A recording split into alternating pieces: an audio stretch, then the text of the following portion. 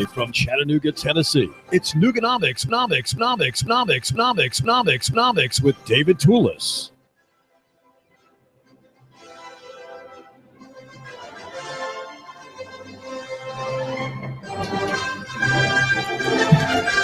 If we care about local economy and the free market, I propose that we extend this idea of grace beyond the border of Hamilton County, beyond the border even between Chattanooga and Hamilton County, that we extend it all the way down to the border with Mexico and up to the border with Canada, and also to the airport where immigrants from war-torn Mideast countries will be coming. And it is my contention that if we want to have a free market, and if we want to have a lively and vigorous local economy and a more and an invigorated cultural scene, that we need to have the free movement of people.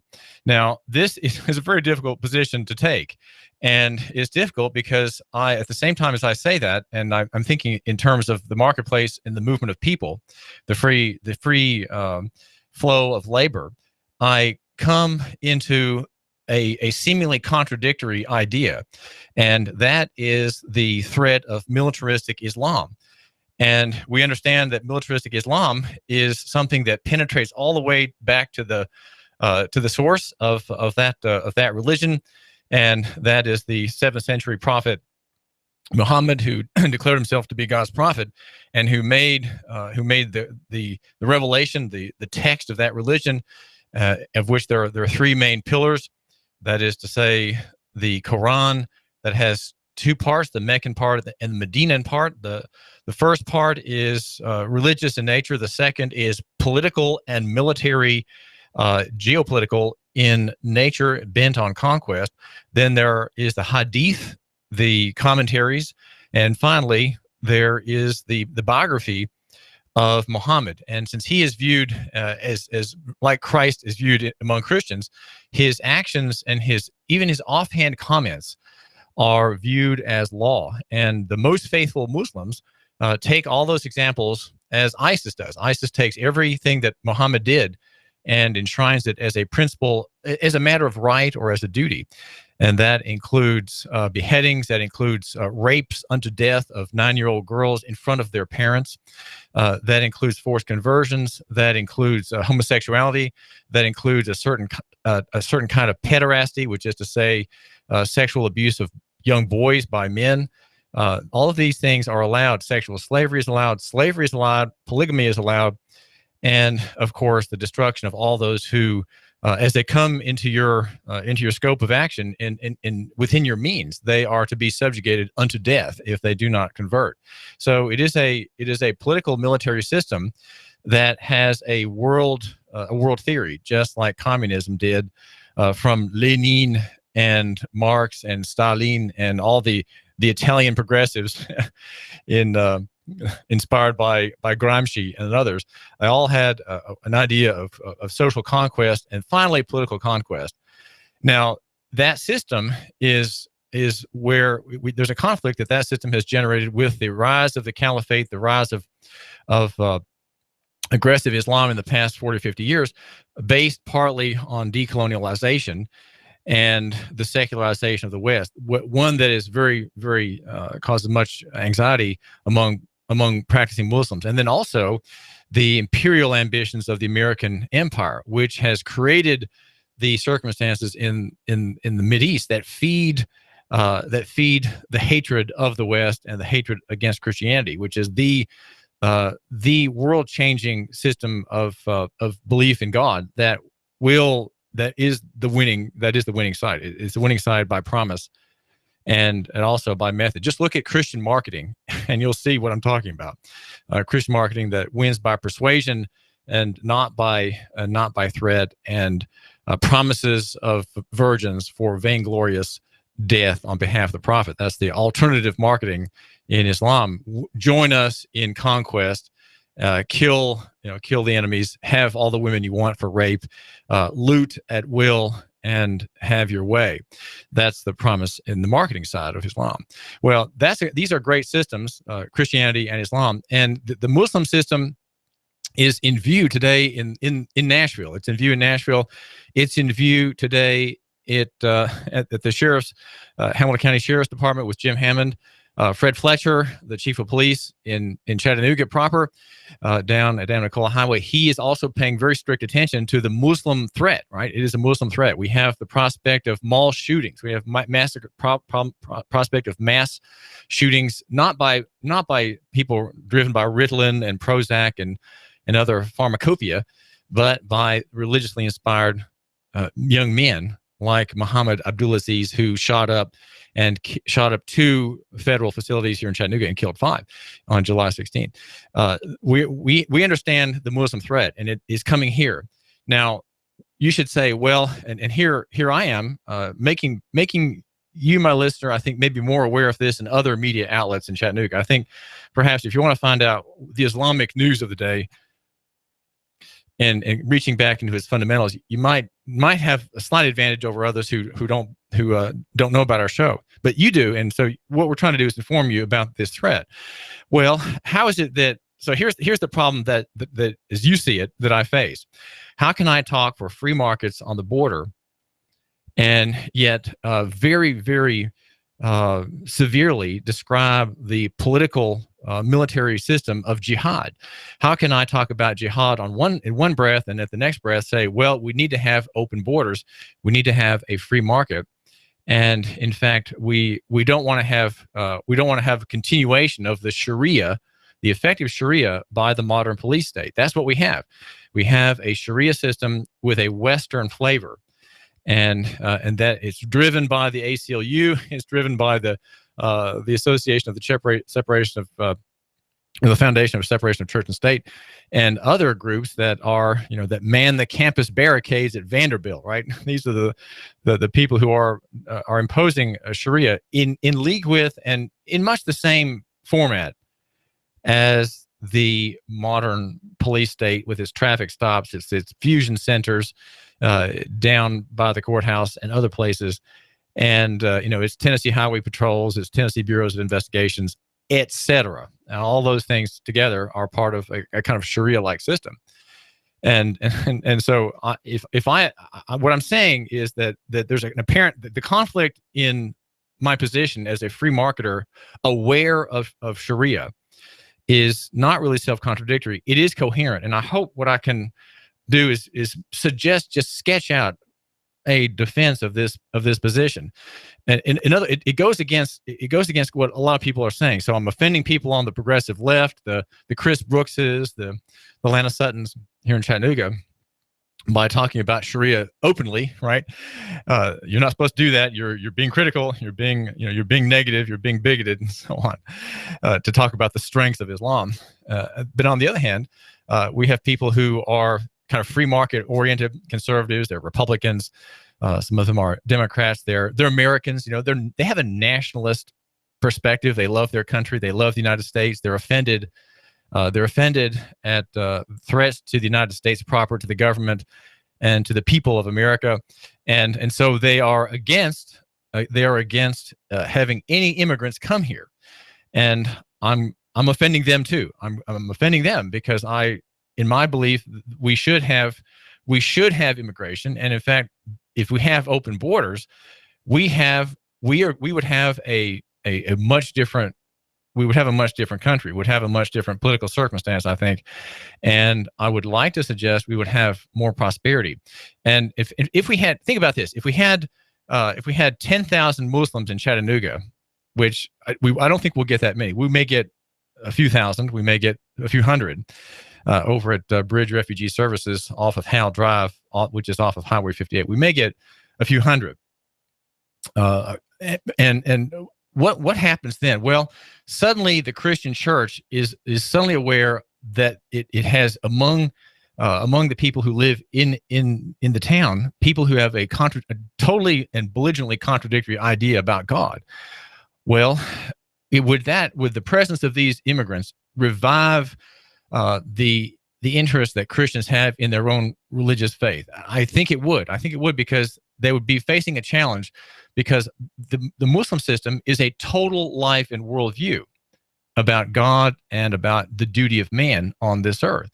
Now, yes, it's bloody. Yes, it's ugly. Yes, it's mechanical. Yes, it is based on form and doesn't affect the heart. But still, it is a life view and worldview system. And that's something that Christianity and many Christian people here in Chattanooga have rejected. They've rejected a worldview that comes from their authority. Of course, their authority is the Bible, the revelation of God. And they learn about that by reading and study, and they learn about it also from the pulpit in their churches.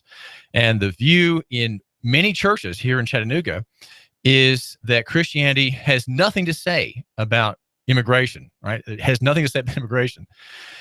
In fact, most of the people who criticize or have anything to say about immigration are ones who don't cite biblical authority. And I base that comment as much on observation as upon an essay that points this out at cnsnews.com, which is a Christian news service, .com, that says that the objections to Muslims, to Syrians coming into this country, are not based on any scriptural arguments. They're based on a desire for security, a wariness about the Muslim people, particularly a wariness and fear that among the immigrants who come, among the women and children and the men who come, there will be men who are bent on destruction of this country. There's also some awareness that in Islam there is the idea of total warfare against Christendom, and they say, well, if Mrs. Peshtarianu, the director at Bridge Services, brings in, let's say, 5,000 Muslims here, we are at war. We're going to have a war. They're going to be expanding. They're going to be having a lot of children. They're going to be expanding their mosques. They're going to be expanding business. They're going to take over City Hall. They're going to take over county government. At some point, they'll try to impose Sharia on us. Well, that's right. That's what's going to happen. That's right. Well, does Christendom have a counter argument to that? Now, there is the question. And you, my listener, I know you may not be a Christian, but you have a stake in what is a religious question, which is also a political question, because Christianity is not just about religion. It's not just about God, right? It's about what God says has to happen in law, what has to happen in school, in the Capitol buildings, in the General Assembly, right? At the War Memorial Auditorium in Nashville, where there are court offices, where they're in the halls of the General Assembly, the state Senate room, the House of Representatives in Nashville. There are where things are decided, and the question is: do the scriptures have something to say about every vote there? And there are a lot of Christians who say, well, God is coming back. Jesus is coming back anytime, any day. And so there's no use in worrying about these things. We just have to worry about the saving individual souls and living holy and godly lives ourselves. That's all we need to worry about. Well, that is a view that comes from the theories of a Protestant heretic, if I could call him that. His name is J.N. Darby. And he wrote in the early 1800s, and had a huge influence that it affected the gospel message in the West and reduced the optimistic world sweeping view of Christendom that came from the Reformation. Very positive, very can-do, very much in favor of obtaining influence for the scriptures in every part of life and in every country. That view collapsed. It collapsed from lack of internal defense and the powerful sway of the Darbyist writers. And these heirs of J.N. Darby we have all around us today. We saw them at Tennessee Temple University, for example. That Tennessee Temple, which represents the premillennial dispensationalist view of the scriptures, which again we could say is pessimillennialist, okay, as Dr. Gary North describes it, pessimillennialism, full of pessimism, waiting for the rapture, waiting for God to come back, seeing very little that needs to be built or defended here on this earth. It's a kind of a privatized Christianity, and we've been Christendom in the West anyway has been under about 300 years of this line of thinking. It's very new. It's a novel form of thinking. Okay, given the length of Christendom, the age of Christendom, which is a couple hundred years old since the resurrection, a couple thousand years old since the resurrection. This view has predominated. Now, my name is David Tulis, and we are looking at this question. All I can really do at this point is just to suggest the dilemma in which I find myself. And you, my listener, I want you to kind of think with me as we look at this, because it's a dilemma for you too. Do we say no to immigrants? And the short answer is no. We don't say no. We should say yes. Do we say that there should be a totalitarian control by the good people in Washington over immigrants? Well, I would say no. I would say there shouldn't be any vetting at all. There should be the free movement of innocent people. There should be no criminalization of the free movement of people, of the innocent acts of people who want to cross a border, right? Crossing a border is not a crime. It's not a crime to cross a border without papers. It's not a crime. Well, to whom? Well, it's not a crime to God. It may be a crime in federal statute, but since when does federal statute reflect the biblical interest, where God is in heaven on his throne and wants good things for men and describes what good things are in his law, right? In the scriptures. Well, speaking of his law, there's been the kind of an uproar in 3 counties. Well, we'll just back up for a second. The dilemma is, can we have free markets in labor and the free movement of people who are not criminals? Can we have that? Can we? And the answer is we really can't if we have a totalitarian, absolutist federal power and federal control of entry. There shouldn't be a federal system of entry. In fact, that whole $20 billion a year security system of the federal government, hugely inexpensive, hugely inefficient, blocking the free movement of innocent people. It is part of what the good people have brought us. Right? They've brought us no freedom of movement, and so cultures are simply going to stagnate. We are stagnating as things go now, and we need to have the uproar that comes with the movement of peoples, tribes, and tongues across the surface of the earth, or from one part of a continent to another part of a continent, okay, or even across an ocean. Those things, I think, are those bring. If people have a Christian interest, should note this. Those bring the gospel to people. Okay, you don't have to go to the Mideast to preach the gospel. Your church can do it. If you're a Christian, your church can do it here. Okay, you can do it here. You save on plane fare. You save on all kinds of things. And the people you're trying to bring to your view in religion, they're not living in fear of beheadings. Okay, there may be honor killings that come over here. There may be a massacre or two. We know that's already happened, right? We know that there may be female circumcisions that take place here if we have these immigrants, but those are crimes here, and they will if they happen, they'll be prosecuted and they will be eventually snuffed out, Lord willing. And so we have to see the Islamic system at its root as a system of law and faith, very angry, very bitter, very controlling, very hostile, very externalistic, right? It focuses on the externals, unlike Christianity, which starts on the internals of a man and a culture and then works its way out to create a gracious, horizontal, free market-oriented, liberty-oriented economy, culture, kingdom, and country. Islam doesn't work that way. Islam is top-down, it's hierarchical, it's pyramidical, it's vertical. It is relying on threats, dread, fear, and abuse. Women, of course, are hugely abused in Islam. They are the objects. What is the best thing a woman brings to a marriage is her vagina. That's what she brings. And Muhammad said so himself. Her vagina is the most important part of a marriage. Her person, that doesn't really matter that much. She's there for her pudendum. Okay, that's why she's there. And so that's very dehumanizing. Christianity has just the opposite theory. So we need, I think this clash of civilizations, if you will, this clash of cultures, is one that if it came here, and President Obama is going to bring it here, okay, he intends it for evil. I don't doubt that. I think he intends it for evil, but because he's a Muslim and he wants this country to become a Muslim country, and he's going to do everything he can to make that happen. Still, I think that because we have a local-centric perspective, and we can't stop that from happening here, we can understand that good may come from it. Now, good may come from you going by Rick Davis Golden Diamonds. That's right.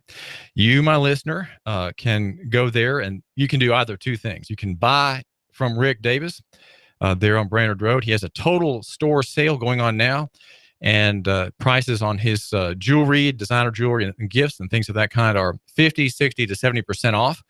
Now, if you want to sell a bracelet, a ring, a diamond, jewelry, or gold or silver, coins, things of that kind, Rick Davis will pay you cash personally.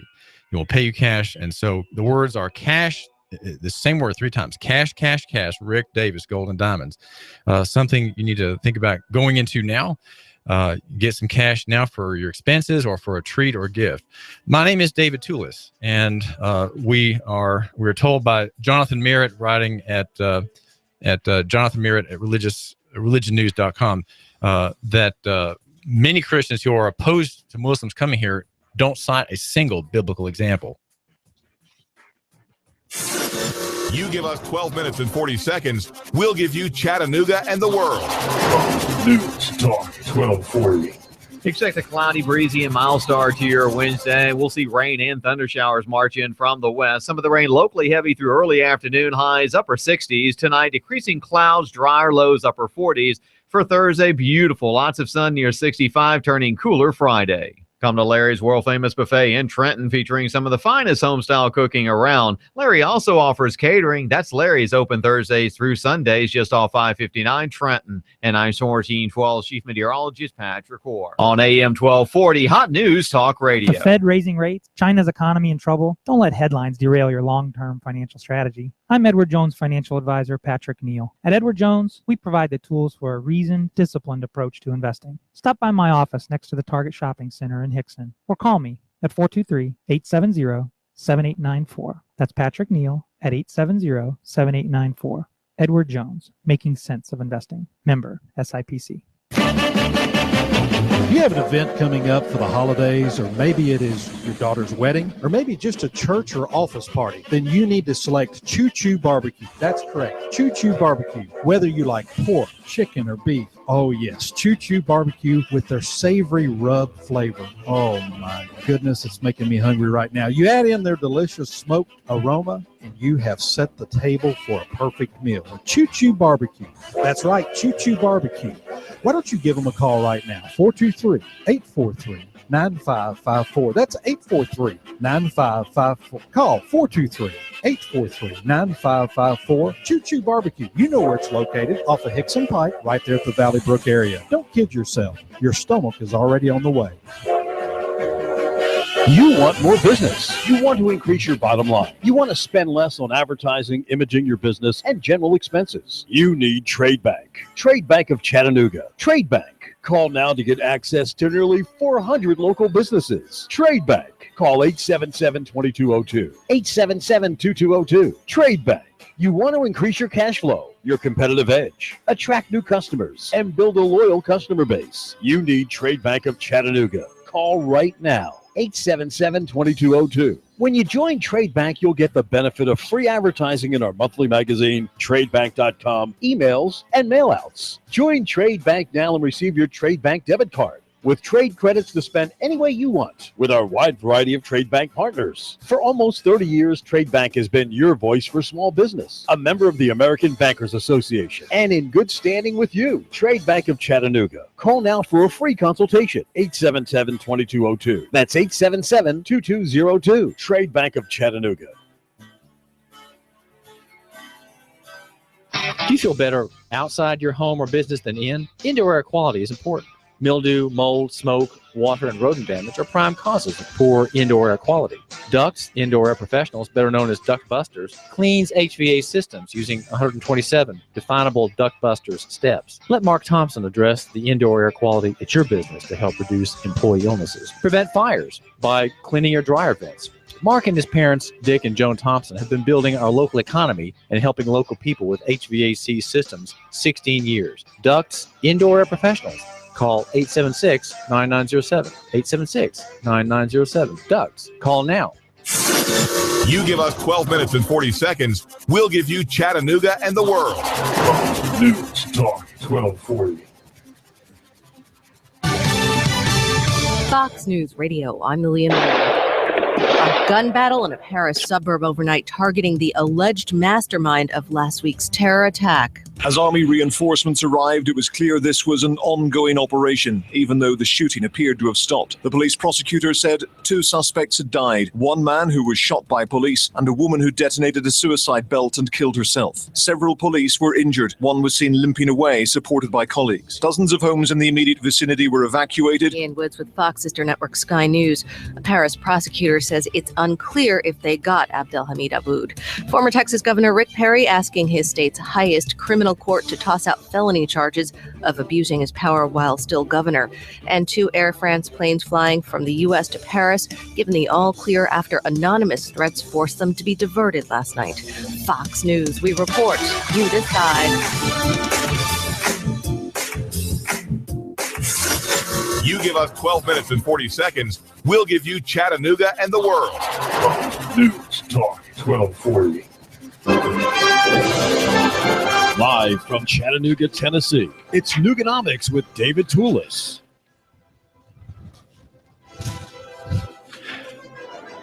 Do you know that American police steal more property from the American public, members of the American public, than do burglars and thieves?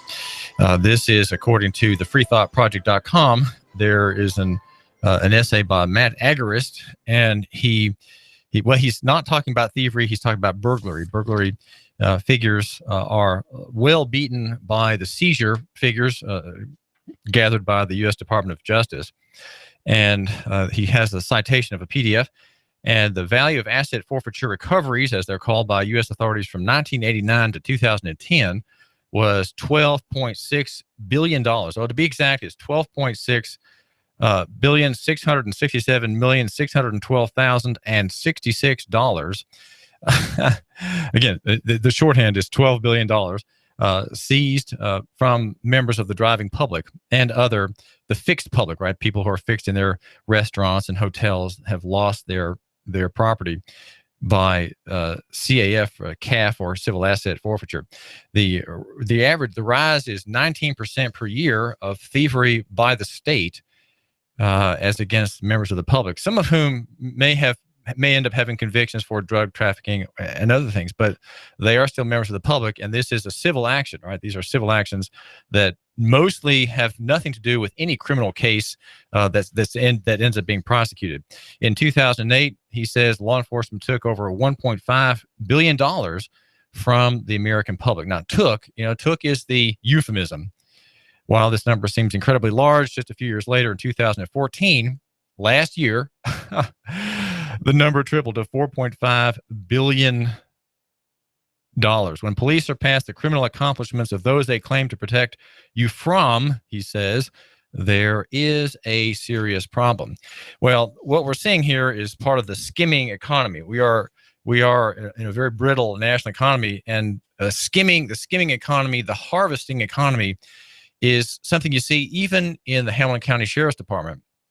I guess you saw the story in the past day or two about the speakerphone system that lets people communicate, have personal visits through digital devices. Well, the first month of your being able to see your locked up loved one costs you just $5 a month. Well, after a month, it's going to be $15 for half an hour.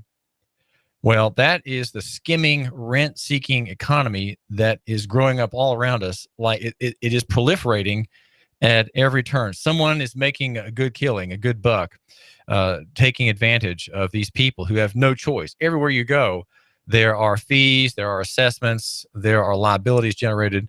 I saw an essay recently about people who leave imprisonment with debts, $12,000 to $15,000 in debts for their stay in the prison. So how can people leave after a supposed life of crime with debts like that and not just feel desperate for employment, desperate for some means of sustenance in the way of dollars, and end up end up going back to something that's dangerous, that's illicit under statute, and liable to get them back into trouble. We're brought to you here at AM 1240 Hot News Talk Radio by Edward Jones. Edward Jones, the financial advisor. Patrick Neal is at 870-7894. Do call Patrick if you need investment advice. He's got a great research team behind him at Edward Jones, the largest of the brokerage houses that's privately owned, not requiring its staff to meet goals, right? There's not the same kind of pressure to churn accounts at Edward Jones as at other brokerage houses. If you have air conditioning and heating units that need a check in the new season here, make sure you go to Superior Air Systems. Superior Air Systems in the big orange vans trundling about town. The number is 886-6602, 886-6602. Now, the one thing that took up a little bit of my time this morning was a story that I think is worth looking at. It's on TV3, and it's a story that has some missteps in it, but it's nonetheless interesting. The reporter is Sarah Sittery, and she went up to McMinn County and reported on documents left by a man who styles himself the Waster, W-A-S-T-E-R. And the Waster is a Christian man, and he's been leaving at churches in McMinn County and also in Monroe County. Both of those are in Tennessee. And then also in Murray County, Georgia, letters. These are handwritten letters in a large manila envelope. He doesn't have to fold the document to get it inside. But then, as we saw from Sarah Sittery's report on TV3, WRCBTV.com, we saw that he has very large letters, to the pastor. not very nice hand, but he has in his letter, he has a kind of a biblical analysis. And there are a couple of striking things about this. Number one is that it has become a police matter.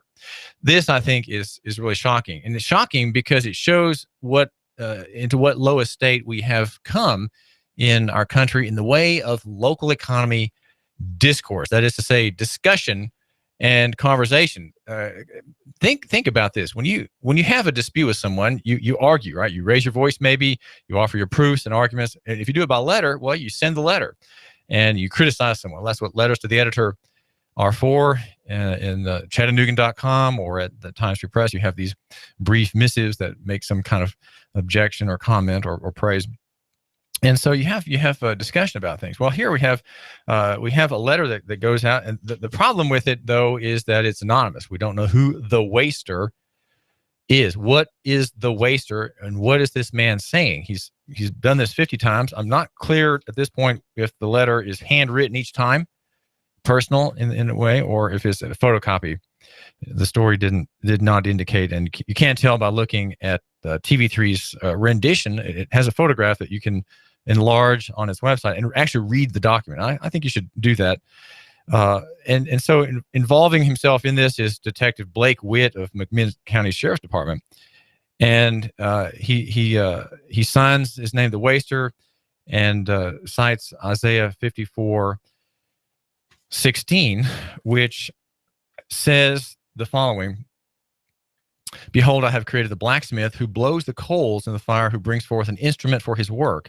And I have created the spoiler to destroy. No weapon formed against you shall prosper, and every tongue which rises against you in judgment, you shall condemn. This is the heritage of the servants of the Lord, and their righteousness is from me, says the Lord." So those are two verses out of Isaiah, one of whom this writer cites, and the other one is out of Revelation. And in that passage, there is the image of Babylon falling, that great city, because she has made the nations drink the wine of wrath of her fornication. And there's a picture of judgment, and also in the passage, in the passage at the end of the passage that this writer cites, there is that reference to the mark of the beast on the forehead or on the hand, and that person who has that mark shall drink of the wine of the wrath of God, which is poured out in full strength into the cup of his indignation. So the Waster clearly is referring to God and his judgment. Now, I think it's a police matter for a reason, and that is that it's anonymous, A, and B, it's a reference to a a figure that is a reference to the Lord Jesus, who is a judge, right? Jesus, from his mouth comes a sword that cuts to the marrow and separates the soul from the spirit even, and Christ, who according to biblical teaching will judge all the ungodly and judge all the wicked nations of the earth, and is coming back. He's coming back. He was here in his flesh, the God man in one person. His two natures not confused in his physical person, and he's coming back. He rose from the dead according to the scriptural teachings, and will return when he's ready to bring time to an end. And so the waster is citing this being the Lord Jesus Christ in his reference. And so it's a police matter because it sounds somehow that he's the waster, right? That he is going to be the hand of God bringing judgment, this letter writer. Well, that is, I understand the police interest in this, but it is not a police matter. It simply is not. It is a theological document, and he is signing his name, the waster, as if he were speaking for God himself. I think this man may have been one offended in his Christian life, in his church dealings, perhaps in the past, and he's angry.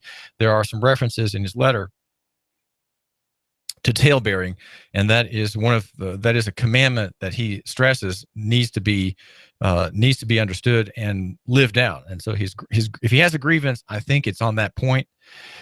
But his letter makes, in a way, a very good point. And I'll be publishing today on this question. If not at Chattanoogan.com, then you'll find it at Nooganomics.com, which is my website. Sometimes John Wilson will carry one of my essays, and if he does, I'll certainly let you read it there at Chattanoogan.com. But he has not responded to that suggestion that he publish it yet. But the argument that the writer makes is that there is judgment. There is God. God is angry, and he's angry at the commandments being ignored. And he points out that the Bible quotes Jesus as giving and making commandments. And I think in his mind, that's very important. And I agree that it is. He says, I'm quoting here from a screen grab that I made of the TV3's photograph of this letter. And he points out that in vain, he's quoting Matthew 58 and 59, the people draweth nigh unto me with their mouth and honoreth me with their lips, but their heart is far from me. And also verse 9, but in vain they do worship me, teaching for doctrines the commandments of men. And his grievance is that, if I could sum it up, his grievance is antinomianism, which is the rejection of God's law. And he's making this point because he realizes that God's law is relevant for today. And that's something that if you're a Christian man, your minister should emphasize, that the law of God is the grid. It is the system upon which life, a holy life, runs. And it is the system by which unholy life, unholy cultures, unholy companies, governments, kingdoms, hospitals are judged, right? They're judged based on the revelation, based on God's law. God's law is an eternal standard, and it is external to any man, right? The scriptures with its laws are external from any man, and so we have a fixed standard of justice and equity. This writer, the waster, as he calls himself, understands that, and he's making that argument. He's making it in a way that perhaps I wouldn't make it, but nonetheless, while his text may lack a certain refinement, maybe a certain grace, he is making a valid point. It's purely a religious matter. Okay, it's purely a dispute that he is bringing to these ministers, and he is saying, why have you rejected God's law? Why have you rejected God's law? His initial sentence is, here is a cold, hard truth, because the Judeo-Christian religions of the world only taught 10 commandments. They damned all their members who died to hell. Well, there are a few more commandments than 10, but 10 in the scriptures is a summary of the whole. It summarizes all the laws of God. I think there may be about 180 of them all told, but we have the case law in Deuteronomy and Leviticus. In the law of Moses, we have detailed legislation which provides our standard of equity today. Western legal system, even though it has shifted from common law to positivist law still reflects in many, many ways the biblical requirements for justice, even though we've, especially in the federal arena, we have gone very far from the basic justice of equity. And many laws, especially in the federal sphere, are simply ungodly. They're godless laws, these are sins that are not sins. These are crimes that are not crimes. And yet people are in prison for sometimes for decades for paperwork offenses, right? Not for having injured anyone, not for having killed anyone or really hurt anybody, but they're imprisoned in the federal system for, you might say, for the purposes of injustice. In the federal system, any system of law that rejects God has to impose injustice. By definition, it has to do that. It has to do that because its ugly face, its wicked leer, if you will, has to be reflected in the statutes, which are its undergirding operating principles. Well, my name is David Tulis. I do thank you for giving me just a couple of minutes of your time. We here at AM 1240 Hot News Talk Radio would argue that we should love our neighbors and buy local. Loving our neighbors and buying local, and that means that we are dissenters. We do not agree with the standard theory on several points, and yet, even though we are kind of a dissenting minority, my wonderful whimsy is that you actually agree with me, and that somehow, if we could just penetrate further into the ideas that underlie the marketplace defense that we are in fact offering the majority report. And what I'm trying to do is to get people to recognize things that they always believed, they just didn't know they believed it. And that's what I do here. And my name is David Tulis. David Tulis. That's my name. I'm the editor of Nooganomics.com. That is the website for The Man Who Matters. And it's not popular. Of course it's not popular. If it's written for The Man Who Matters, it can't possibly be well frequented, widely read, widely quoted, or anything like that. And that is because very few people, I think, actually matter. And yet I have been working at this as a writer and editor for 3 years. And it is a website that covers the local economy and the free market. The minority argument defies the following claims, okay? The following claims from the good people and their defenders at Chattanooga State and UTC, and perhaps at the Liberal Presbyterian Church. And their argument is that far is better than near, that big is better than small, and that complex is better than simple. But I don't believe, I just don't think that's true. And I would say I'd have biblical warrant for that if I could make the case biblically. But also, I just have a marketplace warrant that doesn't work. These ideas don't work. And down in the footnotes where the enemy will continue the fight, it always makes it arguments by three, as you should.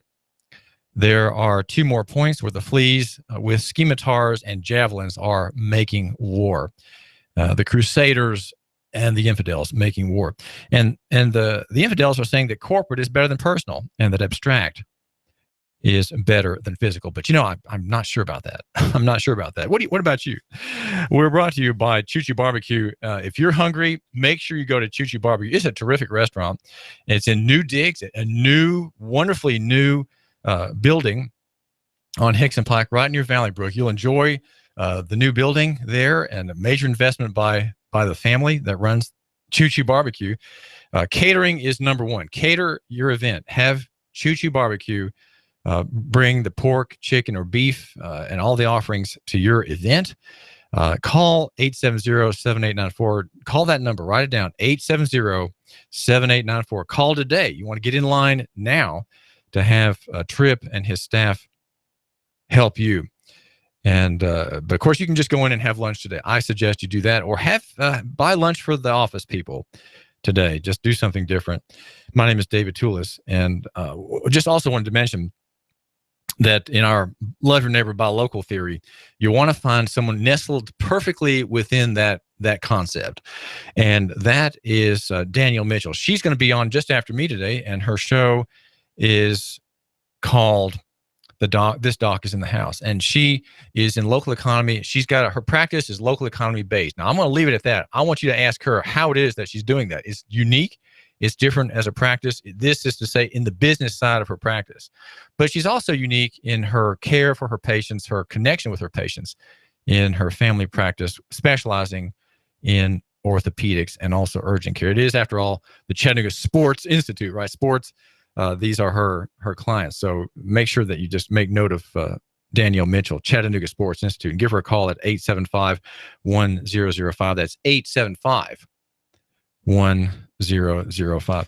Now, I'm wanting to mention just a nutshell about libertarianism, and we have, even Lou Rockwell is not as libertarian as he needs to be, right? He's not a Christian man, and so I think his thinking is not thoroughgoing, and he brings he's under fire from one of my favorite writers, Bojidar Marinov, the Bulgarian Texan, who's a reformed writer and does a lot of translations into Bulgarian of reformed works, such as those of R.J. Rushdoony, Gary North, and maybe some of the Puritans.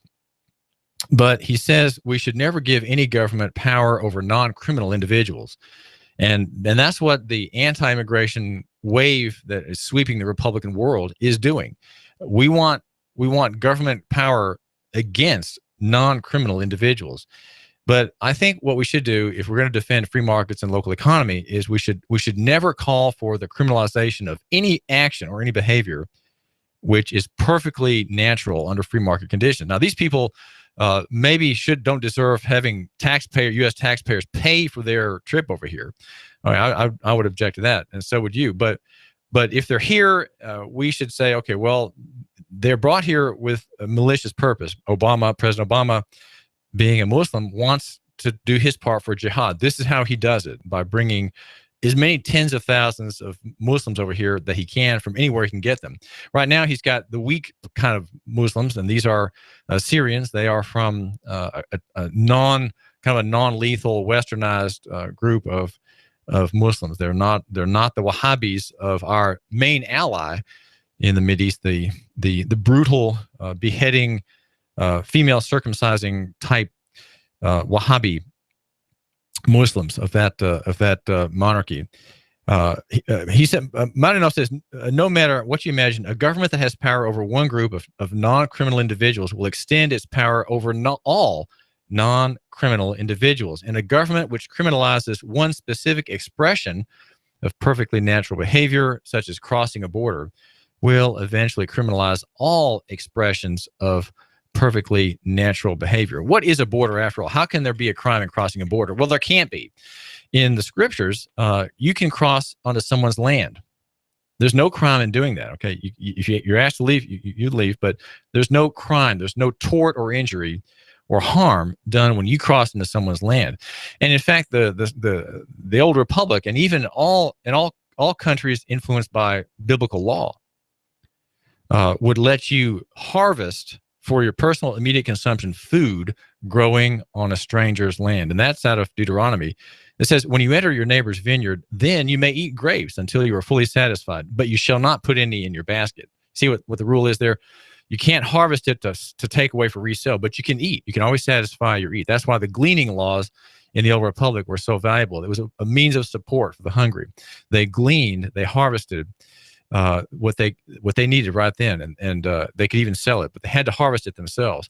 The scriptures go on to say, when you enter your neighbor's standing grain, then you may pluck the heads with your hand, but you shall not wield a sickle in your neighbor's standing grain. Taking economic advantage is what is banned, not eating of it on the spot. And he says that, Marinov says, well, several things, but among them is that if we believe in the marketplace, we should call for open borders. Our current regime does not believe in open borders. It is, we could say fairly, it is kind of socialistic, it is tyrannical, and it criminalizes and penalizes perfectly natural and righteous behavior. Crossing a border to get into a country for the safety of your family, for their food, right, for their livelihood, is a virtue. It can't be converted into a crime. National borders are not for restraining the movement of innocent people. National borders exist to restrain the civil magistrate, to restrain civil government. And one valuable point he makes is that cultures stand or fall based on their inner strength, not on external factors. He says a superior culture will absorb all the immigration waves thrown at it, will digest them and change them into its own image, and will ask for more. An inferior culture will eventually collapse, even if it is sealed itself hermetically against external influences. Also, individuals do not belong by default to the culture of their birthplace. In the case of immigrants, historical evidence shows that they are more devoted defenders of their new culture than those born in it. So think of it. If we have Muslim immigrants who come here, they may become better Americans than you. They may come to prize constitutional government and Christendom and its many liberties than you. Think about it. This is David Tulis, brought to you by Rick Davis Golden Diamonds, with a special going on today. Expect a cloudy, breezy, and mild start to your Wednesday. We'll see rain and thunder showers march in from the west. Some of the rain locally heavy through early afternoon, highs upper 60s. Tonight, decreasing clouds, drier lows upper 40s. For Thursday, beautiful. Lots of sun near 65, turning cooler Friday. Come to Larry's world-famous buffet in Trenton, featuring some of the finest home-style cooking around. Larry also offers catering. That's Larry's, open Thursdays through Sundays, just off 559 Trenton. And I'm 1412 Chief Meteorologist Patrick Orr. On AM 1240, Hot News Talk Radio. You give us 12 minutes and 40 seconds, we'll give you Chattanooga and the world. Fox News Talk 1240. If you have an event coming up for the holidays, or maybe it is your daughter's wedding, or maybe just a church or office party, then you need to select Choo Choo Barbecue. That's correct. Choo Choo Barbecue. Whether you like pork, chicken, or beef. Oh, yes. Choo Choo Barbecue with their savory rub flavor. Oh, my goodness. It's making me hungry right now. You add in their delicious smoked aroma, and you have set the table for a perfect meal with Choo Choo Barbecue. That's right. Choo Choo Barbecue. Why don't you give them a call right now? 423-843-9554. That's 843-9554. Call 423-843-9554. Choo Choo Barbecue. You know where it's located, off of Hickson Pike, right there at the Valley Brook area. Don't kid yourself. Your stomach is already on the way.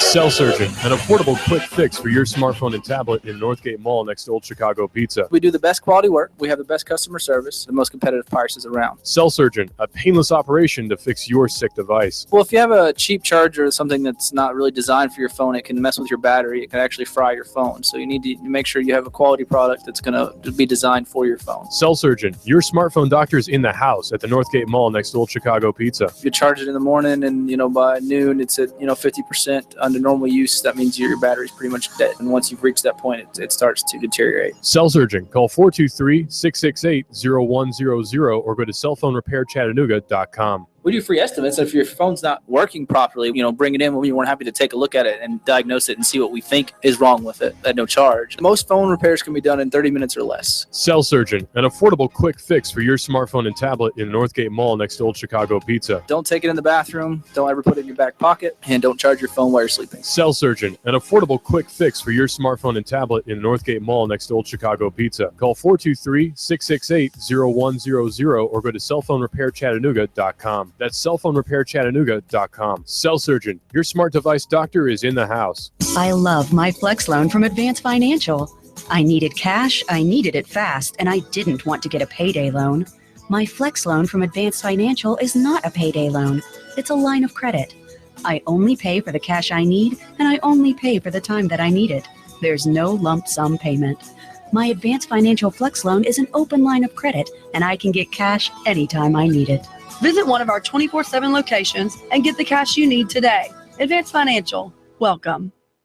Are you tired of working in corporate America, or have you recently lost your job and would like to consider owning your own business? If you are, please call me, as I can help you look at franchises or business opportunities that fit you, the economy that we're in, and the type of businesses that are right in the greater Chattanooga area. After I help my clients find the right opportunity, I also help them find the best way to finance the business, including paying yourself through the startup phase. If you would like to learn more about opportunities that may be right for you, please call me for a free assessment. My name is Bruce Krebs at the Entrepreneur Source. Phone number is 423-875-5621.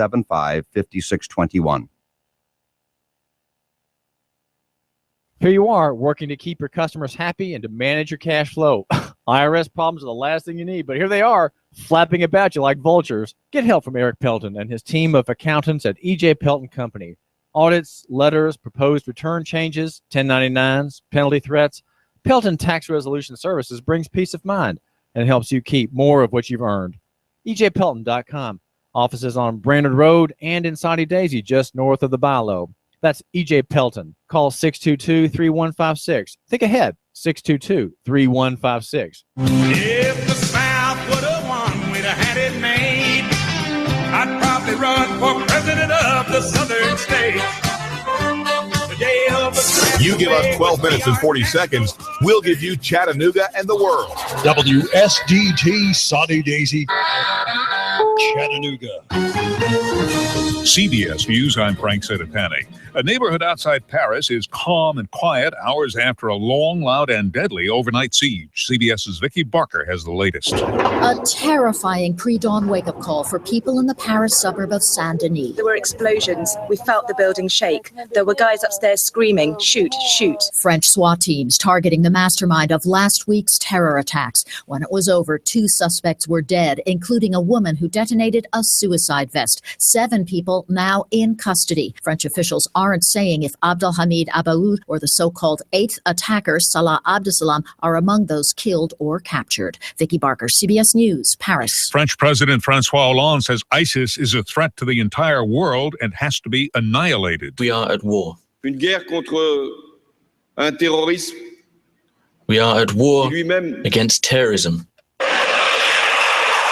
French fighter jets hit ISIS targets in Raqqa, Syria, for the third night in a row.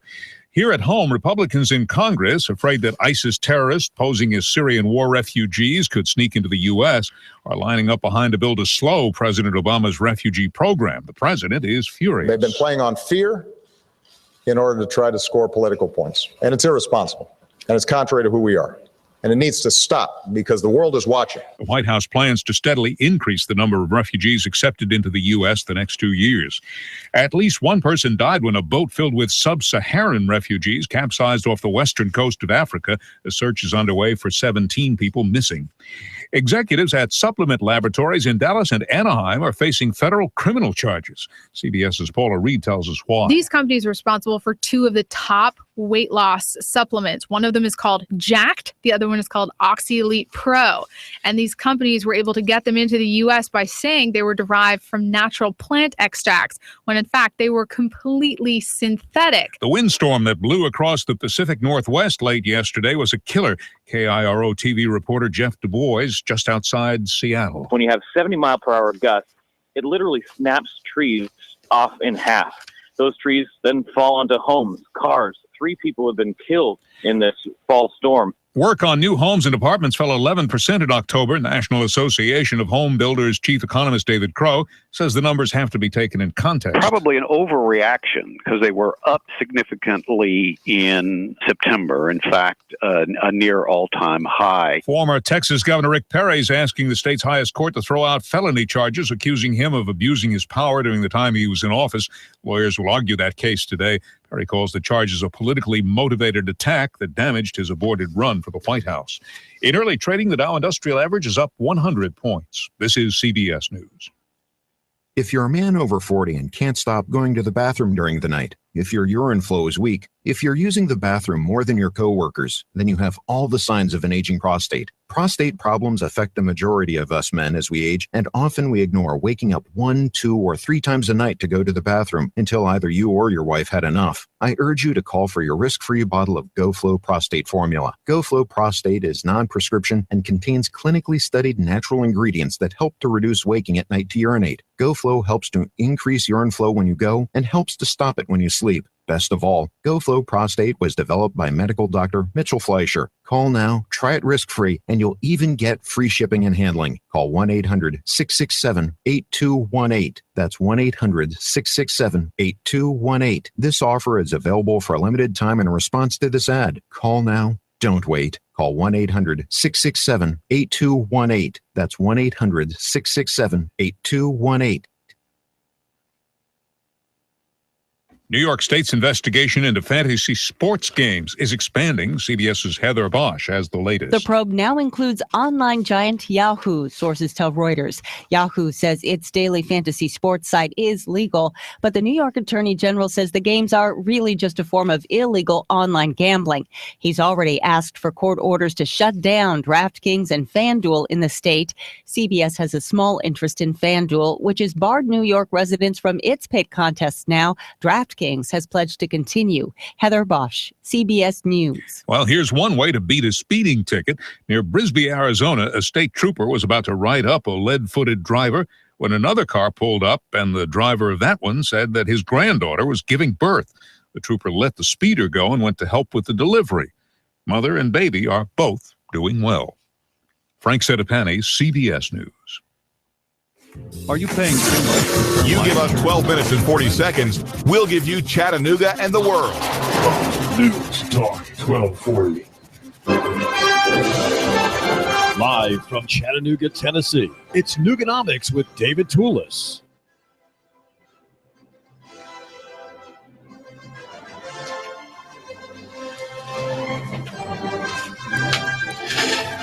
There's a manager of a restaurant here in Hickson I wanted you to know about. He has a problem. The manager's name is Suhash Patel, and he runs the Marco's restaurant just on Hickson Pike. And he needs a general manager. He's desperate for a general manager. And so you can apply for that job at marcospizzajob.com. That's marcospizzajob.com. And the man who will be hiring you is Suhash Patel, a very intelligent man with a business degree and looking for a good general manager in the restaurant field. So this is David Tulis. Do want to recommend that if you know someone who would be fitting for that position, that he or she call or actually go to. I suggest that you go by Marco's, but he'll tell you just to sign in, apply for the job at marcospizzajob.com. That's right here in Hickson. And we are AM 1240 Hot News Talk Radio, trying to make all the parts of the local economy work better by astute analysis and a little bit of advertising. So we want to help you. And remember, you support me, the owner of this station, and you support Nooganomics, and you support the free market by supporting and patronizing our advertisers. That's how I make my living. My job is to run commercials, right? And the parts between the commercials is the fun part. That's, I guess, where we get together. But don't think that commercials are not part of the fun as well. Not part of the prosperous view that we have here of Chattanooga and Hamilton County. Now, there's a situation that we've discussed already, and I want to kind of renew our acquaintance with it. It's taking place in Bledsoe County, and it's a conflict, and it's a conflict over, you might say, over religious ideals. And it was sparked by the Freedom from Religion Foundation that sent a hostile letter to the Bledsoe County Board of Education, which took action in favor of its argument, and that was this. Well, I'll tell you what happened, and in fact, we'll have the Reverend Bill Wolfe from Lee Station Baptist Church to explain what happened. Pastor Wolfe, what happened with this letter to the school board? What was the result of it? The result was that they banned any and all religious material from the schools.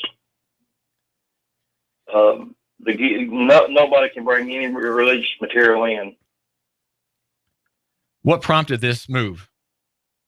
The letter from the Freedom of Religion Act said that they were contacted, had a complaint, and they sent a letter requesting that they stop, that the school board not allow any religious material in the schools, and that's exactly what they done. Well, what prompted this letter of complaint? The Gideons go in every year, have been going into the school system here in Bledsoe County for as long as I can remember. They don't they just come in and have their Bibles on the table, and they announce if the child wants one, they can come and receive one. And one child took one home, parents became irate, and they evidently contacted this Freedom from Religion group, and that's prompted the letter.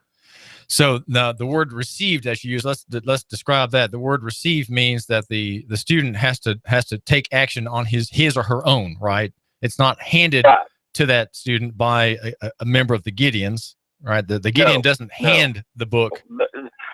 The child, it's a choice. The child has to get up and go to wherever they're at and actually pick it up themselves. They're not handed to them. They're not anything like that. It's a choice.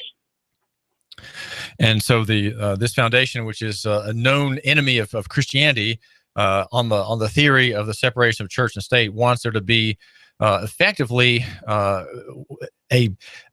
banishment of really anything Christian or anything of a religious nature in the public school.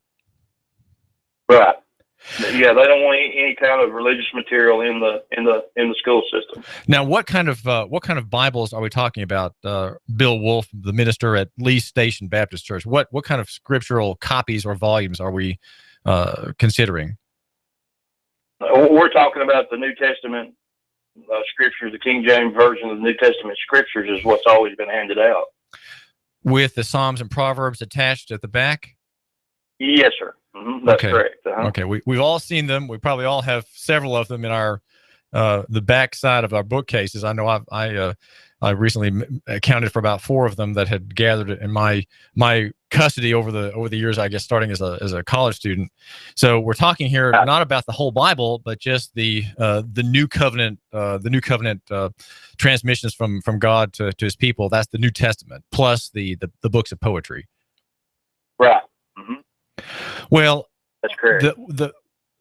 Now, tell me a little bit about what you do. You're the minister, and you were quoted. I contacted you because you were quoted by TV3, WRCB TV here in Chattanooga, that had a reporter come out, and so you're the one sort of making the story happen. You're making an objection, and it is drawing the notice of the big town, ABC network that does the story on it.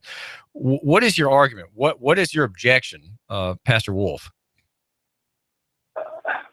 My objection is our religious freedoms are being taken away one at a time, and the church is allowing this to happen. And Christian people need to rise up and say enough's enough, and we're not going to take it anymore. And everybody's worried about a lawsuit. Well, stand on the principles of the Word of God and let God handle this thing. Do what's right. And we're not asking to force religious material on anybody. We're just asking for it to be available,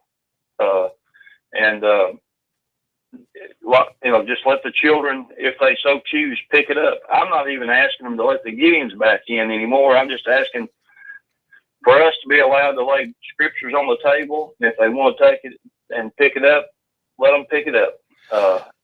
Not force it on anybody, but just have it there. Let it be a choice for the children.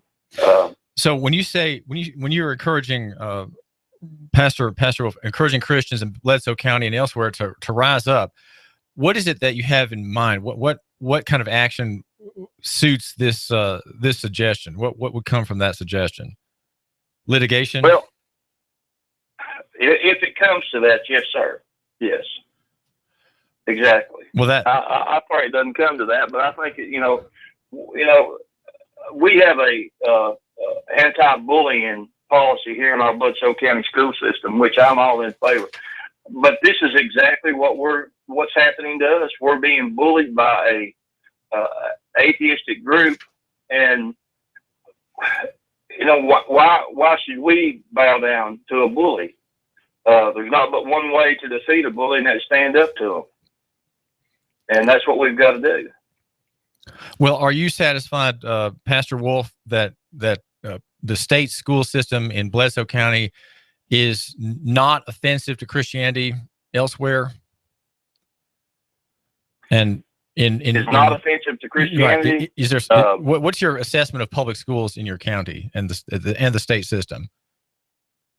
Well, I to be honest with you, I'm not up to date on what's being taught. I do know in some Tennessee counties that they are now teaching Islam, and I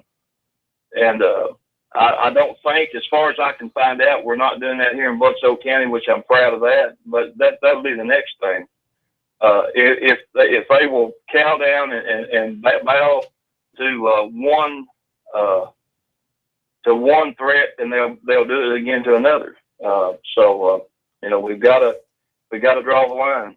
Well, it sounds like the school board in Bledsoe County has ruled that it will not adopt the controversial curriculum that are done by Pearson and or McGraw-Hill publishers. Those are the ones that issue in other counties that have a distinctive and strident pro-Muslim argument over 40 pages or so, and there's at least one factual error per page, according to one critic. So that's not going to come to your county if in light of the ban on Gideons. Right. Mm-hmm. Well, let me ask you further about your. I'm trying to get a sense of whether you support and endorse public schools in your county, and if so, why? To what extent do you support and endorse them, and why do you support and endorse the state system in among your people there in Bledsoe County? Well, I'm not against public school systems. Number one, because we live in a poor area, and not everybody can afford private school systems. But if it comes to the teaching of Islam or any other anti-God, anti-Christ teaching, then I will not support public school systems.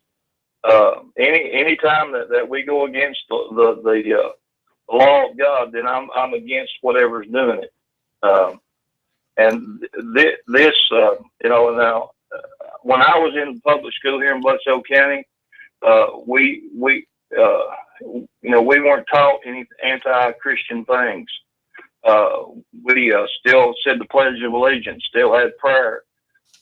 We were given the Bible out. Anytime people want to know why the tragedies are taking place in our school systems, the answer to that is because we've removed God from our school systems. Our children can no longer pray to God. Our children no longer have the Word of God being taught to them. And when you remove God from something, evil comes in, and that's exactly what's happened now. And it will happen in Bledsoe County. I mean, the more we remove God, the more we pull God out, the more evil comes in. So, in your assessment, would you say, Pastor Bill Wolfe of Lee Station Baptist Church in Pikeville, would you say that that God has been half removed from the public system thus far in the past, let's say the past 50 years, or a quarter removed, or 90% removed? How to what extent has that removal process been going on, if at all? Well, after this move, he's been all removed. He's been 100% removed now. This was the last thing as far as biblical allowing God to be in the schools. This was the last thing that he was there. So now his word's not there. I dare say that there's not even a Bible in the school. And so you're saying prior to the Gideons being evicted, the Bledsoe County schools had already erased God from the curriculum, and this was the last token of the admission of God's presence, the admissions of God's claim upon society and upon the individual, and that's removed. Now you're saying that the school system is 100% atheistic. It was before 99% atheistic, and now with the Gideon removal, it's 100% atheistic. Is that what you're saying? Am I understanding you correctly? Pretty much. But that's my over outlook on the thing. I mean, because the children, the teachers, they won't allow prayer in school. Now, if it's student led, they can. But there's some that are fighting that because they have a priority one group, and they still have that. But some are fighting that to remove that too. So, our freedoms are being chiseled away one at a time. And if God's people don't stand up and say, we're not going to take it anymore, we're not going to allow you to tell us that we cannot do this and do it anyway.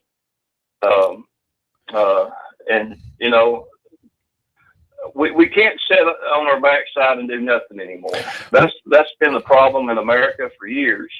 When one woman started years ago saying we don't need prayer in school, we don't need prayer in school. Madeleine O'Hara. Madeleine O'Hara. She started being the squeaky wheel, and she got the grease. So they removed prayer from school. Well, don't you think that Christians are kind of making a problem for themselves if they're continuing to clutch to public schooling?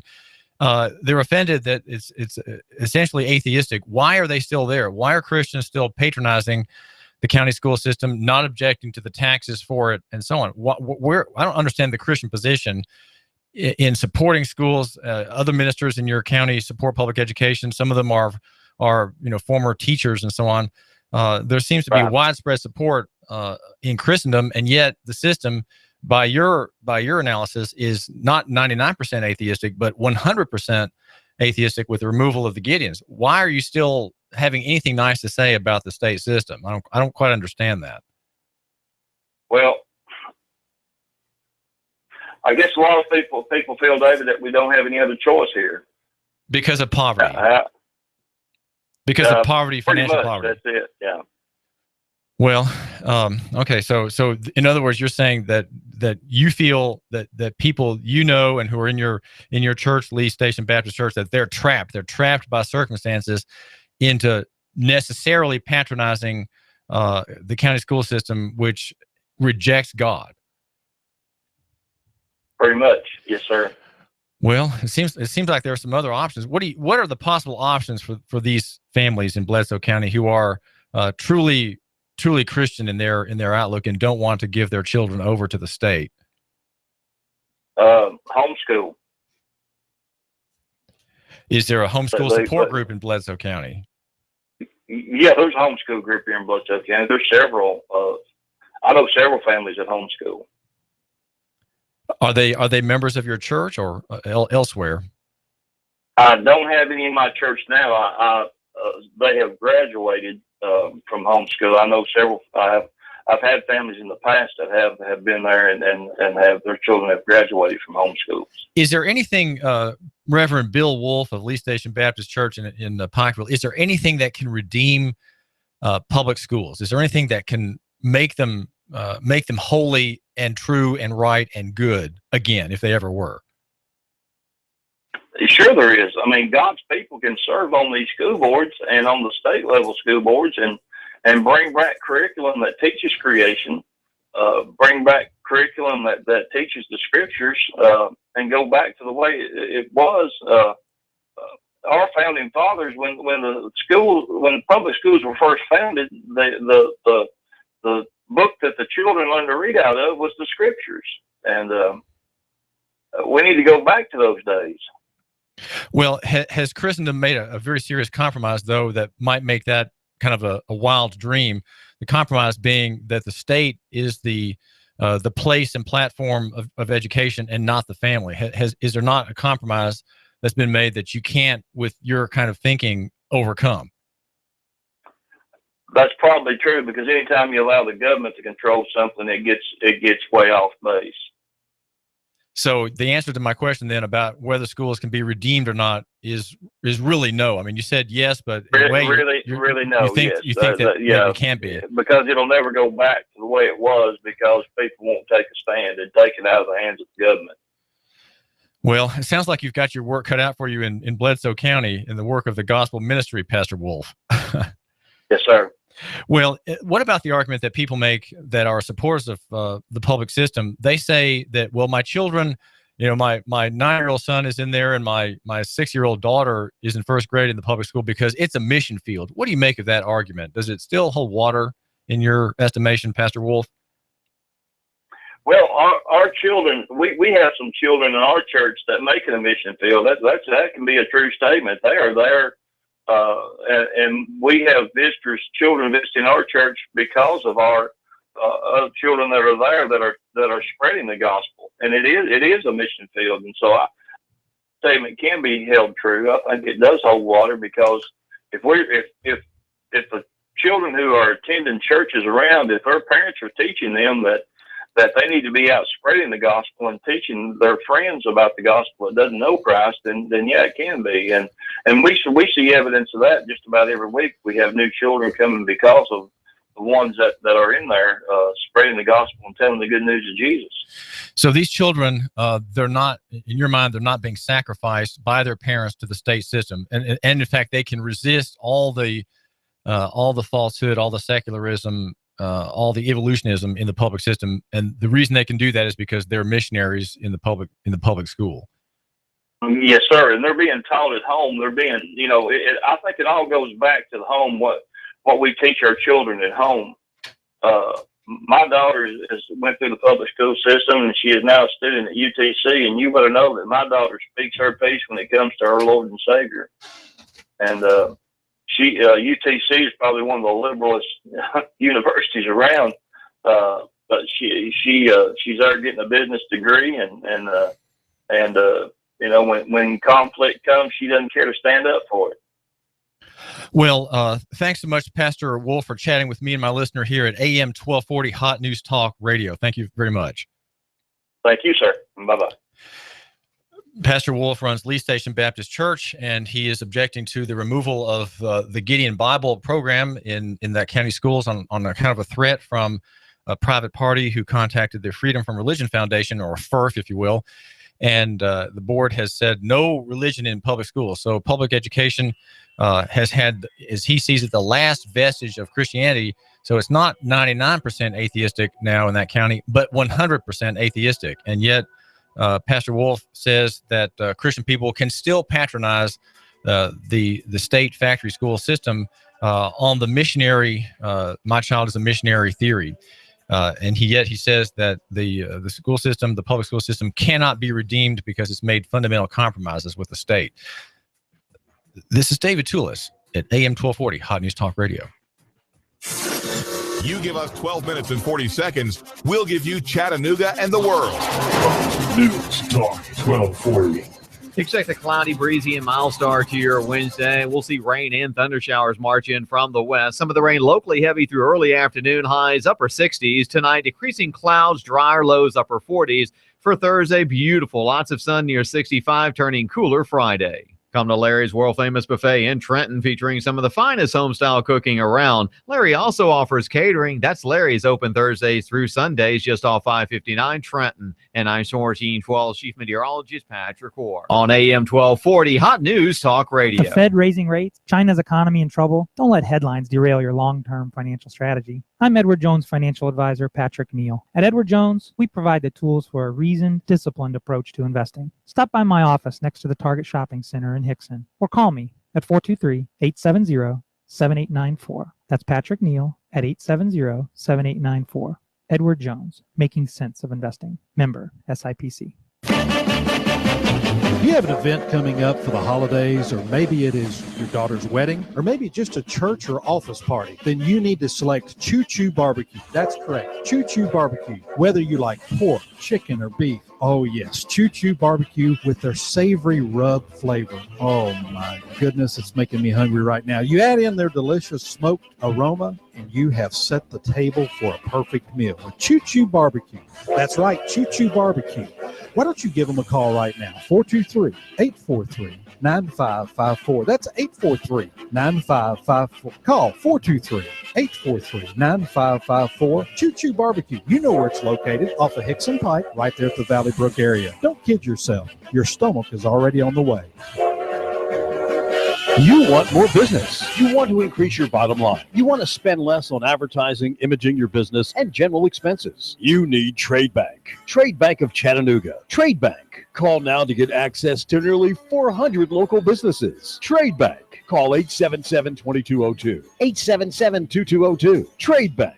You want to increase your cash flow, your competitive edge, attract new customers, and build a loyal customer base. You need Trade Bank of Chattanooga. Call right now. 877-2202. When you join Trade Bank, you'll get the benefit of free advertising in our monthly magazine, tradebank.com, emails, and mailouts. Join Trade Bank now and receive your Trade Bank debit card. with trade credits to spend any way you want with our wide variety of trade bank partners. For almost 30 years, Trade Bank has been your voice for small business, a member of the American Bankers Association, and in good standing with you. Trade Bank of Chattanooga. Call now for a free consultation. 877-2202. That's 877-2202. Trade Bank of Chattanooga. Do you feel better outside your home or business than in? Indoor air quality is important. Mildew, mold, smoke, water, and rodent damage are prime causes of poor indoor air quality. Ducts, Indoor Air Professionals, better known as Duct Busters, cleans HVAC systems using 127 definable Duct Busters steps. Let Mark Thompson address the indoor air quality at your business to help reduce employee illnesses. Prevent fires by cleaning your dryer vents. Mark and his parents, Dick and Joan Thompson, have been building our local economy and helping local people with HVAC systems 16 years. Ducts, Indoor Air Professionals. Call 876-9907. 876-9907. Ducks. Call now. You give us 12 minutes and 40 seconds, we'll give you Chattanooga and the world. News Talk 1240.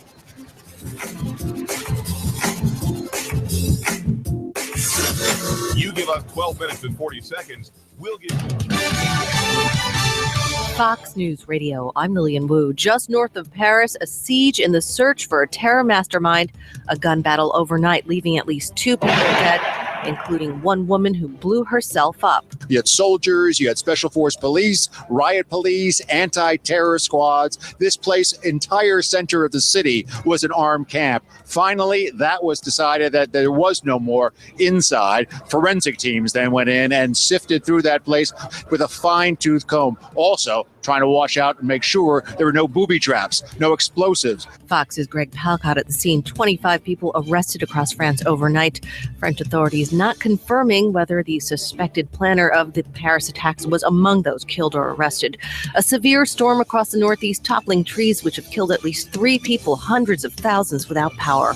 Fox News, we report. You give us 12 minutes and 40 seconds, we'll give you Chattanooga and the world. News Talk 1240. Live from Chattanooga, Tennessee, it's Nooganomics with David Tulis.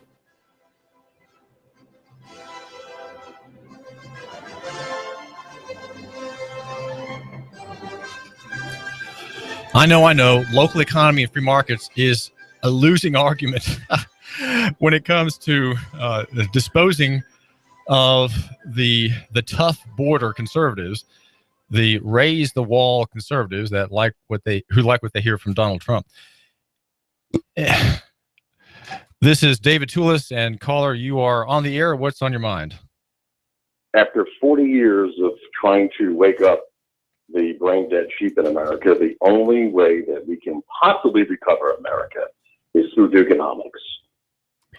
And I'm glad you dedicate 2 hours a day to it. That's the only way we can do it. It's not going to work with voting. I didn't even grow up with the Bible in public schools, and I graduated in 1976.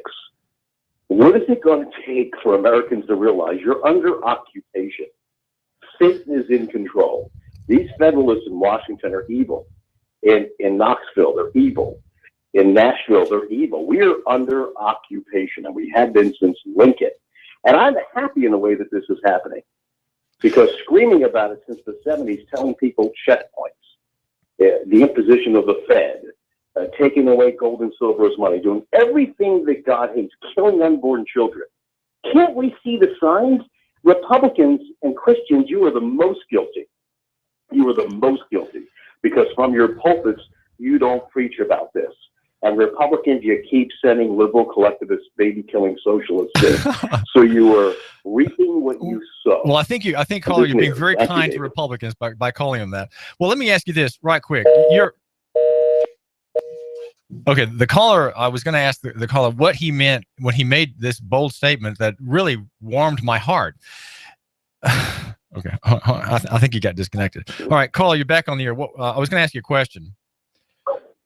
Yeah, I'm sorry. Okay, what was the question? All right, the question is this: what do you mean by Nooganomics? What, in a nutshell, is the whole Nooga-centric Nooganomic argument? Well, it's your argument, and I heard it. Well, what is it? 3 years ago. What's the nutshell case for Nooganomics? You have to deal on a one-to-one basis, helping the other person more than yourself, and ignoring the outside forces that attempt to destroy us and our Christian ideology of helping one another. That is dealing with local business, dealing with them honestly, dealing on an individual basis. And the most important word is to say no.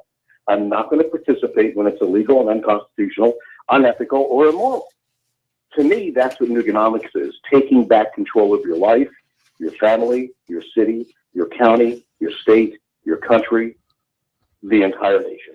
So it sounds like what you're saying is that if my listener kind of absorbs our theory, which you could say is kind of I'd say it's a fruit of Christianity. It's kind of an idea. If he takes on these ideas and works just very slightly today, makes like a 1 degree turn in his current course of action, in 5 years he'll be miles away from where he would be if he followed his current trajectory. And you're suggesting, caller, that that difference will be made up by the fruits of local economy and the free market, which is saying no. And I guess in a way you're saying staying apart from and being separate from the corporate and government reality that seems to dominate us at every turn.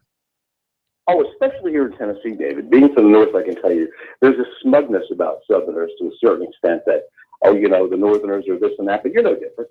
I mean, you participate in the exact same things. You still are in the stock market. You still shop at Walmart. You still engage in the exact same things as the Northerners do. The only thing is you're 1,000 miles south, but you act exactly the same.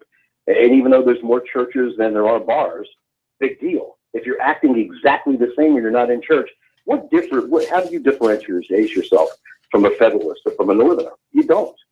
So here's an opportunity where I think Chattanoogans are some of the most brightest, loving, caring people in the world, where this city can set an example, as it did by kicking out the unborn baby murdering clinics. That's where it began. This could be a shining beacon right here in Chattanooga, Tennessee. Well, I think you're right, and I do appreciate the call.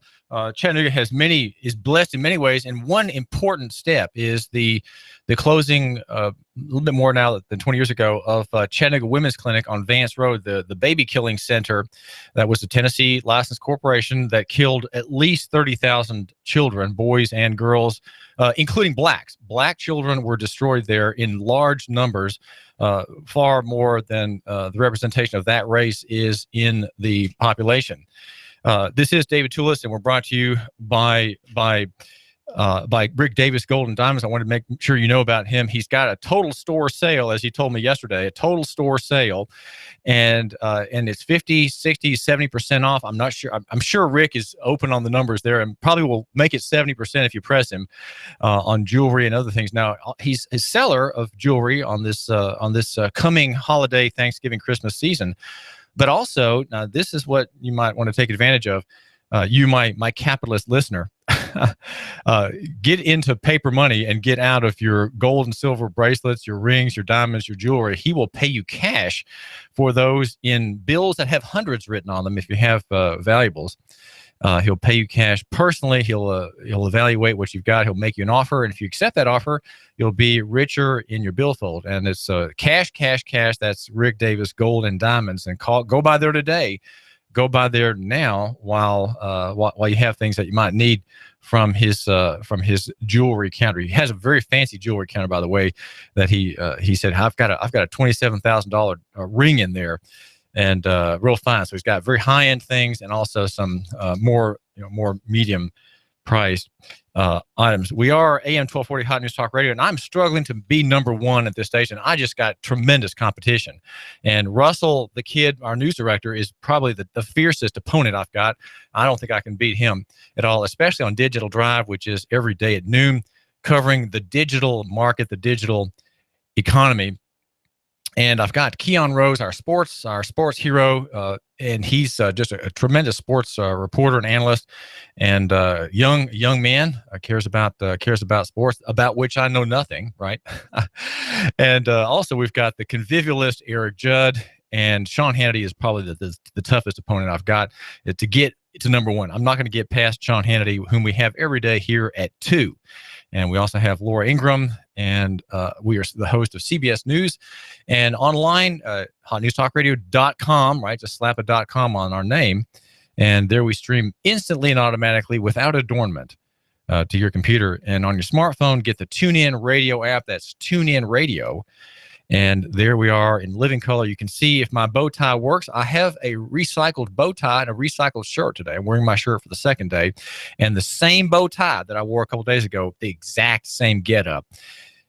You wouldn't have noticed that if you did not watch us on YouTube. So do follow us on YouTube, and you can watch our shows. If you missed anything you want to hear about, we've got, I think, prescient analysis of local developments. And I know it's oral. I know it's not something you can read in a snap, but it goes through space and time and voice presentation. But that's just the limitations of our medium, and I do appreciate that you're giving me just a couple of minutes of your time. Now, if you're a Christian, you are probably going to be compared to feces, urine, filthy, or contaminated by an imam who is quoted back in 2013 out of Memphis. He says that Jews and Christians are filthy and their lives and property can be taken in jihad by the Muslims. This is according to an essay about Abu Ammar Yasir Qadi, the Memphis-based imam who preaches openly about what Islam is trying to accomplish and how it views the kafir, which are people like you. And it is thought by the purist, of course he is a purist, a faithful man, gives a lecture that is written up by, I think this is by Tim Brown, and at freedomoutpost.com.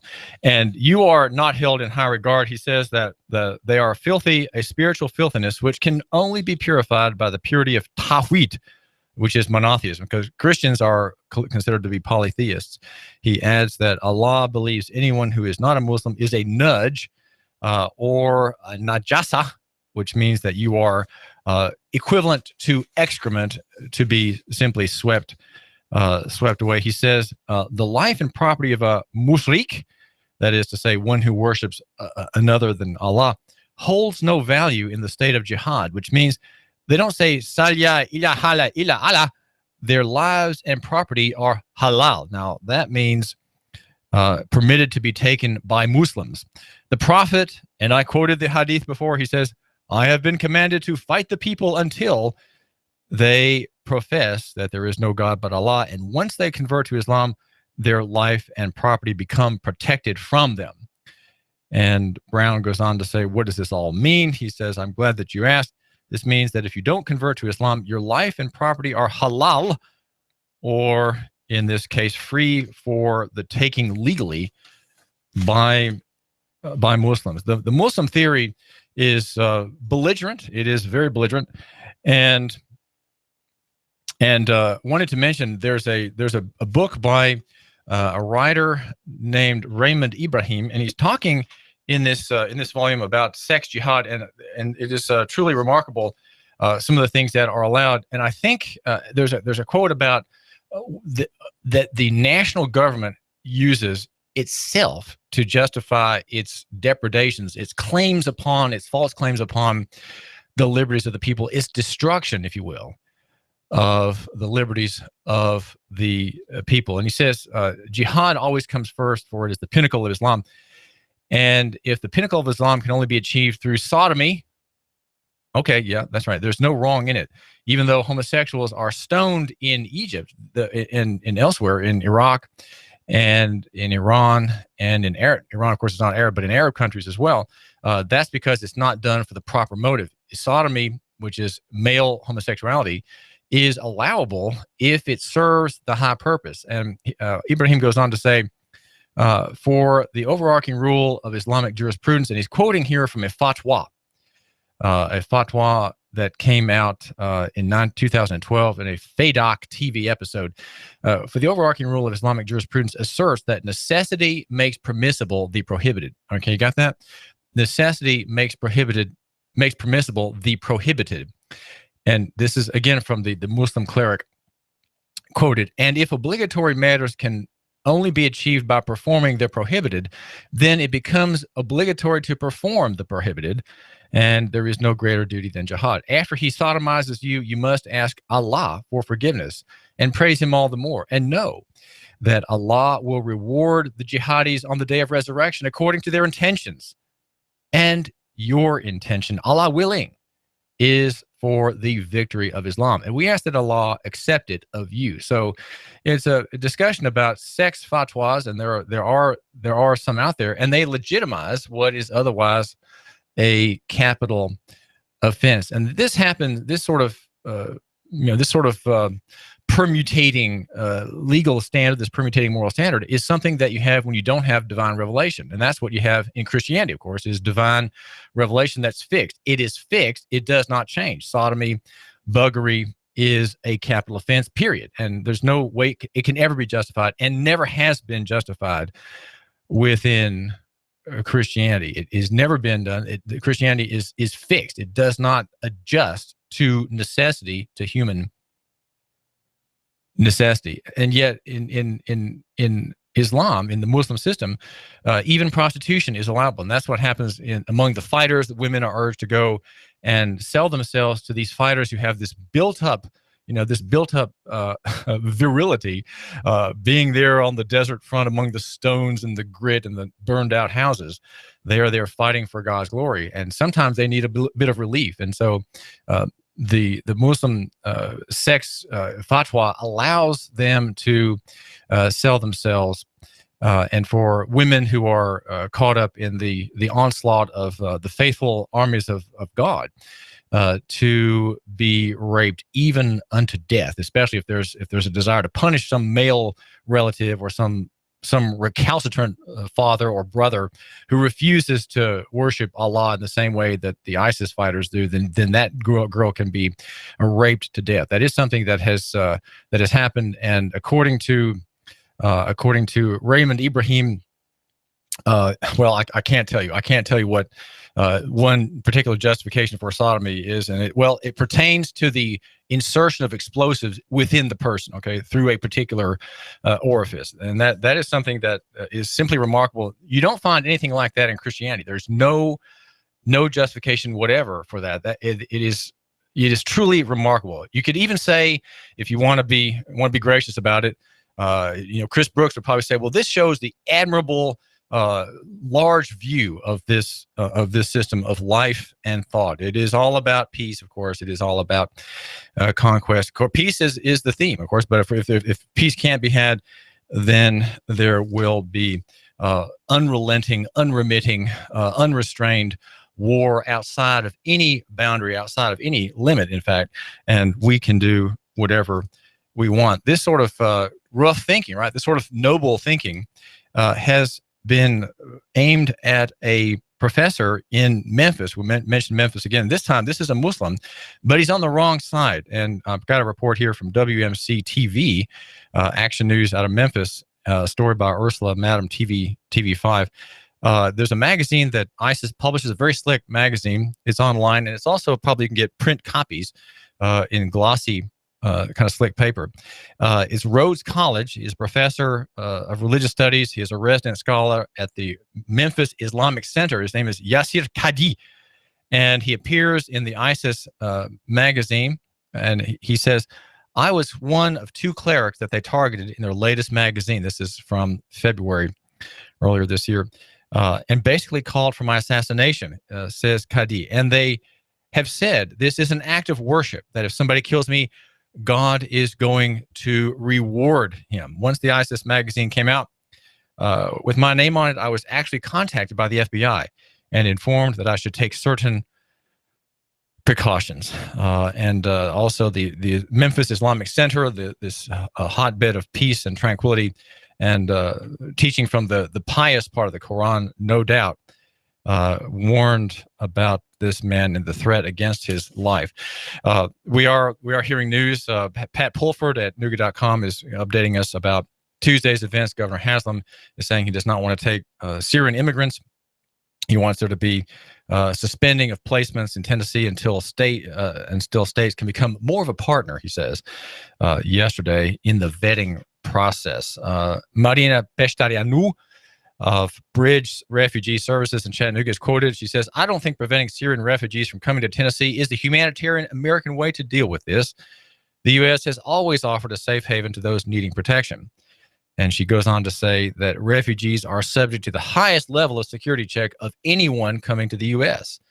This is a federal program, And I think that they will do due diligence to protect American citizens as much as possible. It's a very long, complicated, and serious process. It can take 2 years to get through the federal vetting process. Of course, if you're a free market person, as I am, and favor the market, you would say that the border is meaningless, and it is meaningless. And yet people have to go through a $10 or $20 billion system to get in. And I would say that people, if they can get here on their own dime, let them come in. If there are terrorists among them, well, there are ample resources in the federal government to track down, even by private parties. You can have bounty hunters who are given a contract to ferret out those who are planning on massacring shoppers on Black Friday here in Chattanooga. That could be done by private parties. That could also be done by our total federal surveillance state, which is why we have it, right? We have it to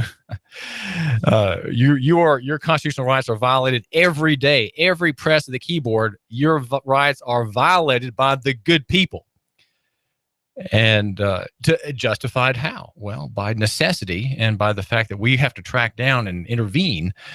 We have to find the pre-crime program, pre-crime analysis to stop terrorist acts, which are, in fact, capital crimes. These are capital crimes with a political and religious motivation. But you saw in the paper a couple of days ago, I'm sure, that the Yankee analysis of the attack against our Naval Reserve and Marine Reserve Center on Anacola Highway, and at the Marine Recruiting Center, where my son Josiah went through as he went into the Marines on Lee Highway. These are victims of the cause is unknown. It is.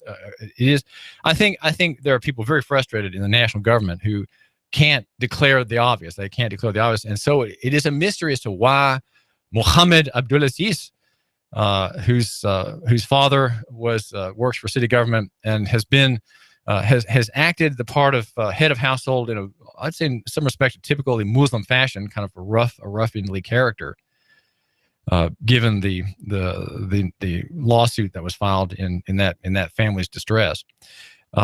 This man, these are Muslims, right? And they live out their ideals. They live out their teaching, the strict rules of Islam. Some more than others. The son probably more faithfully than his father, and now is living in an eternal. Well, we'll let the Christian, explain what happens to those who don't believe in God through Jesus. They have a place where the worm doesn't die, and there are no virgins lined up, long bed, each with her legs spread. That's not what he's facing, right? He's not facing that at all. He's facing exhaustion of a much different kind, the scriptures would suggest. This is David Tulis. I do thank you for giving me a couple of minutes of your time, but we are facing this problem, and the problem of the refugee coming to Chattanooga. But so far, according to CNSnews.com, the arrival of Syrians have numbered 2,098 Muslims and 53 Christians. That's about 2% of the number. And the reasoning is, according to this news story, that Christians don't go to United Nations refugee camps overseen by UNHCR, the United Nations High Commissioner of Refugees, because they are abused, beaten, raped, hit, and sometimes slain in these camps. And so they are terrified of going to these camps that are dominated by effectively Muslim strongmen, right? Muslim fathers of their people, who look very narrowly at the arrival of Christian families with their children and their bags and their wagons of saved goods, right? These people, as they come through the gate, well, the man with the long beard tugs at it and says, we're going to have to work on those people. We can't really have them here. They are the enemy. And we are trying to have faithful Muslim life here in our refugee camp, and they are a disturbing element. They are coming here, and they're coming here to cause trouble. We are going to have to work on them and maybe convince them to seek refuge elsewhere, not here. And because the feds, the U.S. government, takes the UN as its service provider, it gets a Muslim-flavored stream of immigrants. Last September, George Carey, the former leader of the world's Anglicans, urged the British government to prioritize Christians among Syrian refugees because they are a particularly vulnerable group. And that is the story. Christians, more even than minority sects in Islam, are highly, easily the number one target of the Muslim scourge in the Middle East. And this minister says, let's see, long sentence there. Christians are not to be found in the UN camps because they have been attacked and targeted by Islamists and driven from them. Someone not like me saying this, he says, but in recent years, there has been too much Muslim mass immigration to Europe. This has resulted in ghettos of Muslim communities living parallel lives to mainstream society. Now, you see, Muslim culture has, in Europe, entered into a secular world. There is no gospel. No one has any urge to share grace and mercy with newcomers. So that's why they've become not assimilated. There's no gospel connection. There's no human connection. There's no cross-cultural connection. I think you, my listener, and people you know who are practicing Christians need to start thinking about intercultural relationships with people as they come here. They are going to come here. And we are a local economy. We need to be as welcoming as we can. We can't stop them from coming here. And so what can we do to help them to prosper? What can we do to help them succeed in a marketplace economy where there's not the constant threat of death? This is David Tulis. Expect a cloudy, breezy, and mild start to your Wednesday. We'll